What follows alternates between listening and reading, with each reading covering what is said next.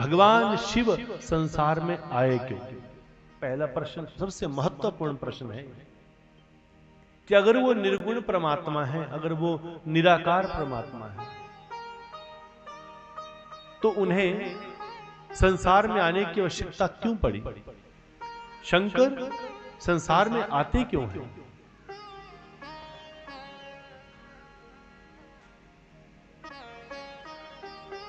शंकर के आने के पीछे का कारण क्या है? तो आइए उस कारण की तरफ चलते हैं कि व्यक्ति को चलना कैसे चाहिए। लिखा कि जीवन में किसी की भी आज्ञा का विरोध कर देना, पर शिव आज्ञा का कभी विरोध नहीं करना। भगवान शिव हमें आज्ञा देते हैं, बोला मांस मदिरा का प्रयोग कभी मत करना। भगवान शिव कहते हैं किसी जीव को कभी हानि नहीं पहुंचाना। भगवान शिव कहते हैं, बोला जो मुझे पाना चाहते हैं वो सदैव शांत रहकर अपना अपना भजन करें।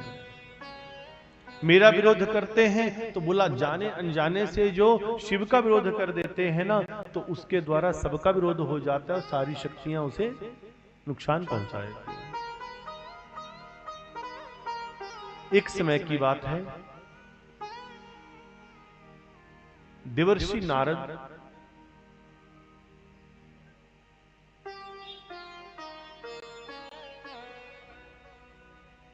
साधना करने का विचार करते हैं। साधना करने के लिए वो हिमालय की कंदराओं में किसी ऐसे स्थान पर गए जहां बिल्कुल एकांत हो। उस एकांत पर बैठे ध्यान लगाया। देवराज इंद्र ने सोचा ये तो मेरे ही पद को ना छीन ले, इनकी साधना तो बहुत बड़ी हो रही है।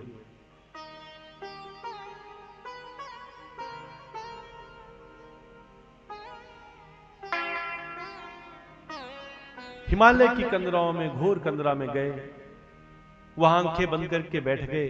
देवराज इंद्र ने उनकी तपस्या को भंग करने का विचार किया और अपने मित्र कामदेव को कहा, बोला जाओ इनकी तपस्या को भंग करो। हम सब की तपस्या को कौन भंग करते हैं? कामदेव। कामदेव गए अपने पांचों बाण लेकर और देवर्षि नारद की तपस्या को भंग करने के लिए विचार करने लगे। एक एक करके अपना एक एक बाण छोड़ा। 5 बाण हैं इनके, हर्षण, रोचन, शोषण, मोहन, मारण। 5 बाण हैं कामदेव के। कामदेव ने एक एक करके बाण छोड़ा, 5 बाण ध्वस्त हो गए, पर देवर्षि नारद की तपस्या भंग नहीं हुई।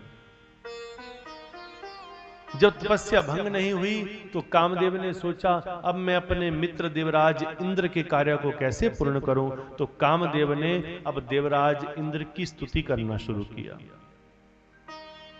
बोला हे नारद जी, आपके समान श्रेष्ठ ब्रह्मचारी इस पूरी दुनिया में, पूरे जगत में कहीं नहीं।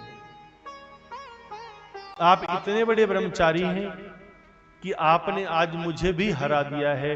देखो कामदेव आपके सामने घुटने टेक कर बैठ गया। नारद बड़े हैरान हुए, पर जब कहने लगे कि इतनी बड़ी तपस्या आपने की कि कामदेव जिसे शंकर ना हरा पाए, कामदेव जिसे ब्रह्मा ना हरा पाए, कामदेव जिसे विष्णु ना हरा पाए, बोला वो कामदेव को नारद ने हरा।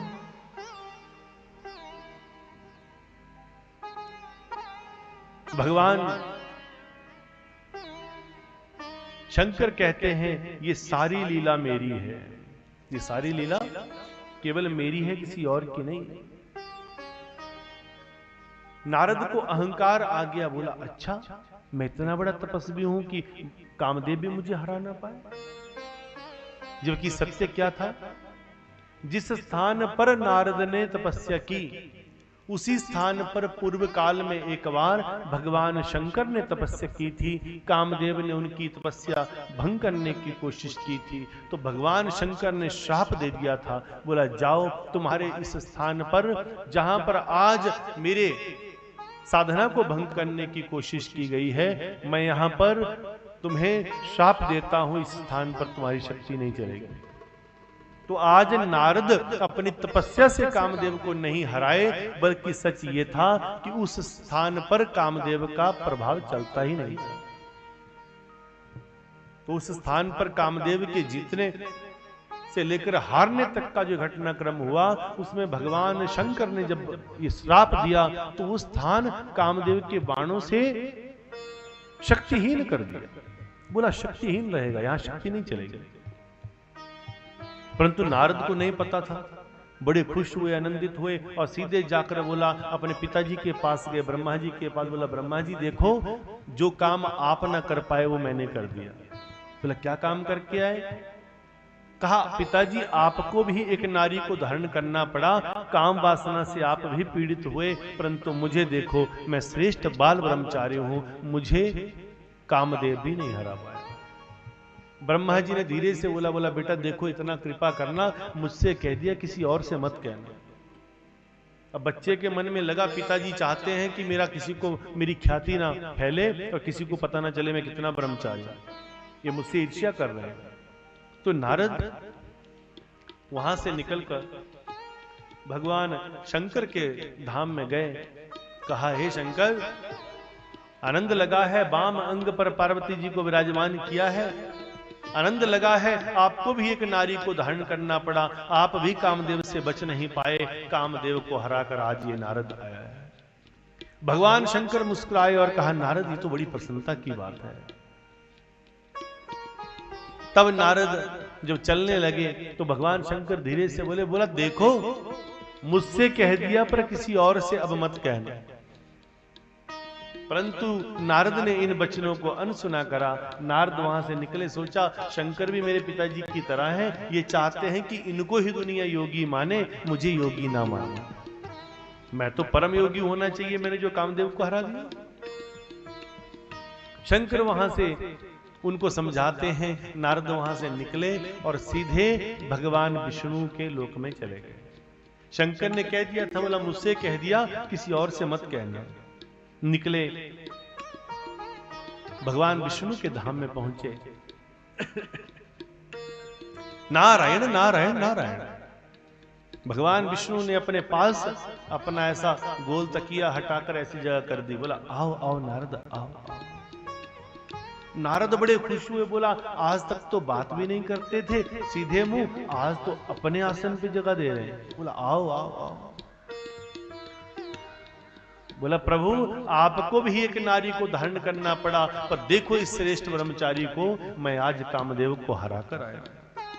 भगवान विष्णु ने और पास बिठाया, बोला आओ आओ आओ, आज मेरे धाम में दुनिया का सबसे बड़ा बाल ब्रह्मचारी आया।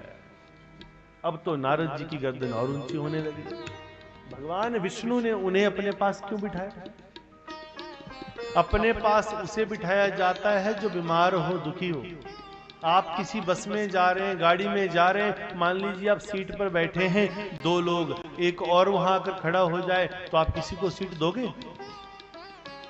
सामान्यतः व्यक्ति नहीं देता है, पर वहीं उनके स्थान पर अगर कोई बीमार खड़ा हो तो आप जगह दोगे? तो आप दो लोग इकट्ठे हो जाएंगे, आ जाओ भैया तुम बीमार हो, यहाँ बैठ जाओ। मतलब ये है कि पास उसी को बिठाया जाता है जो बीमार पड़ा हुआ, ज्यादा पास उसे रखा जाता है जो बीमार पड़ा हुआ।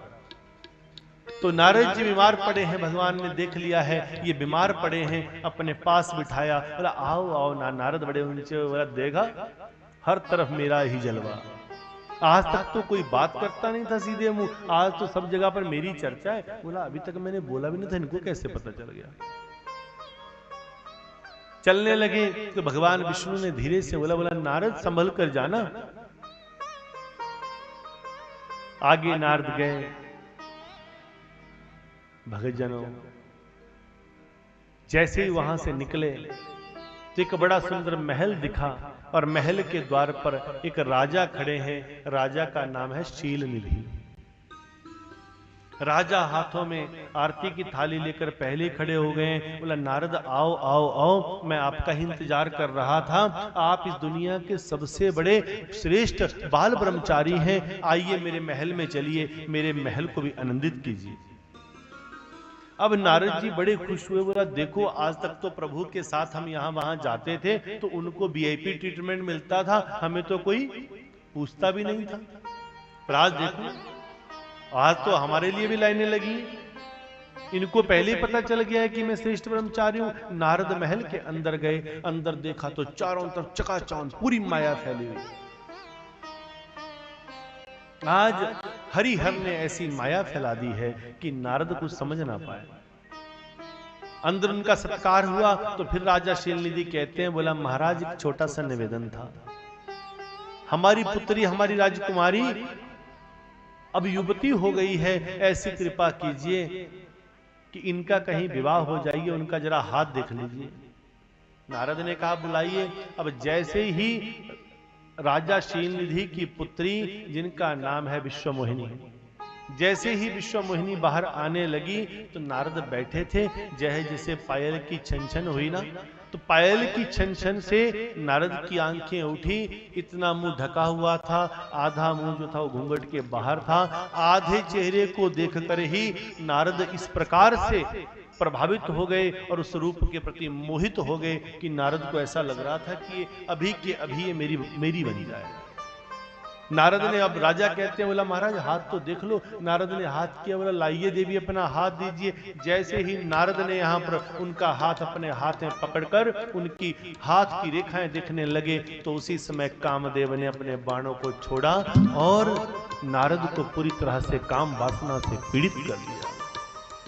हर्षण रोचन शोषण मोहन मारण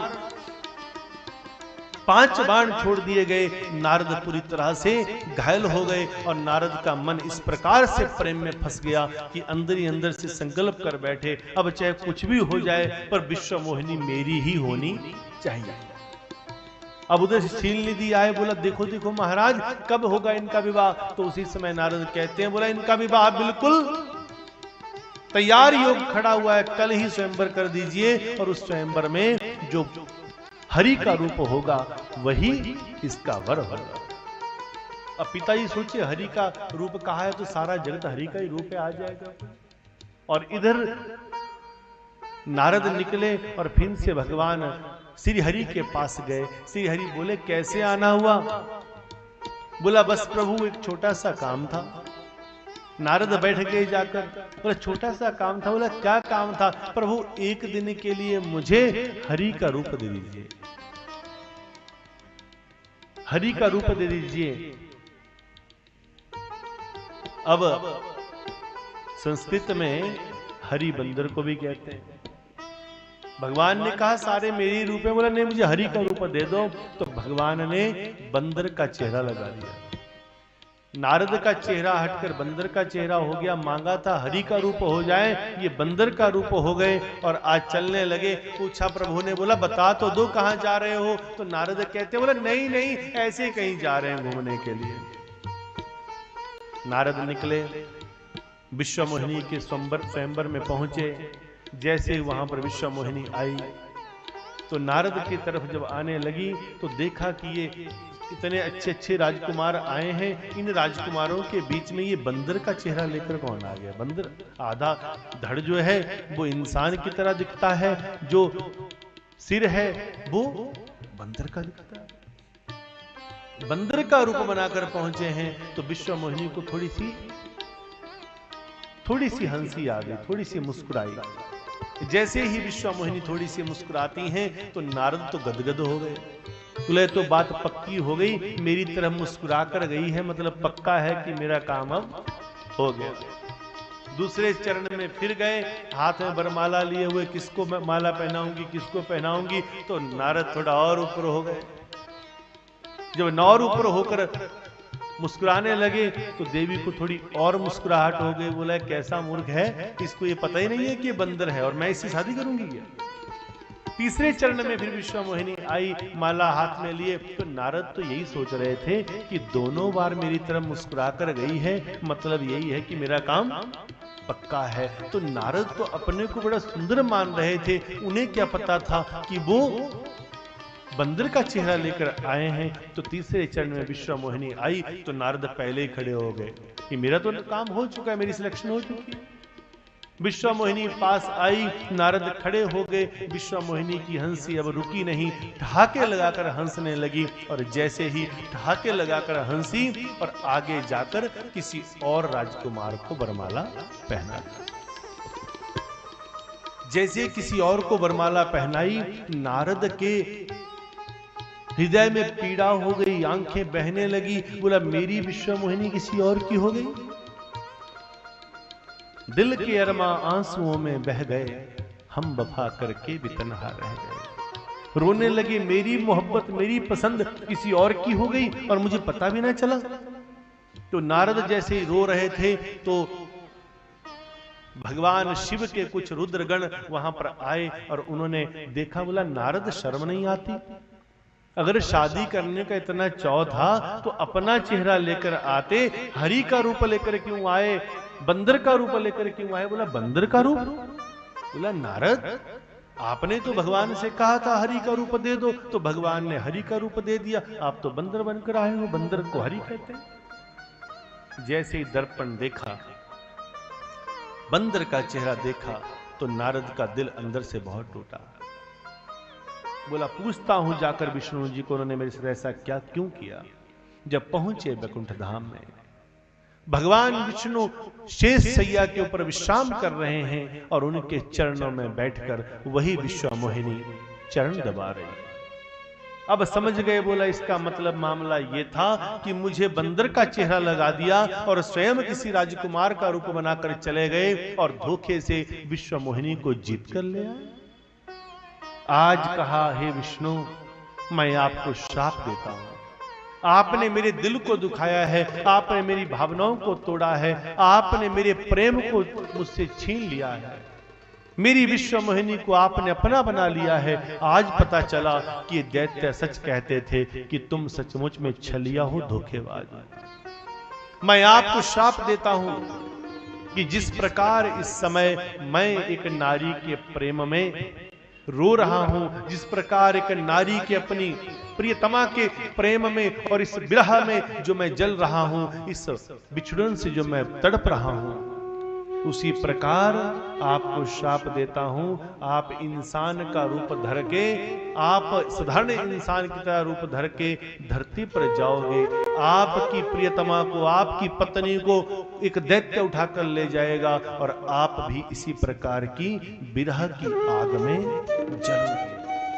और जिन रुद्रगणों ने मेरा मजाक उड़ाया है, वही रुद्रगण बानर का ही रूप बनाकर आएंगे। तुम्हें बानर का रूप बड़ा अच्छा लगता है ना, मेरे साथ मजाक करना बड़ा अच्छा लगता है ना, तो मुझे बानर का रूप दिया है, तो ये बानर ही आएंगे और तुम्हारी मदद करेंगे, तुम्हारी पत्नी वापस दिलाएंगे।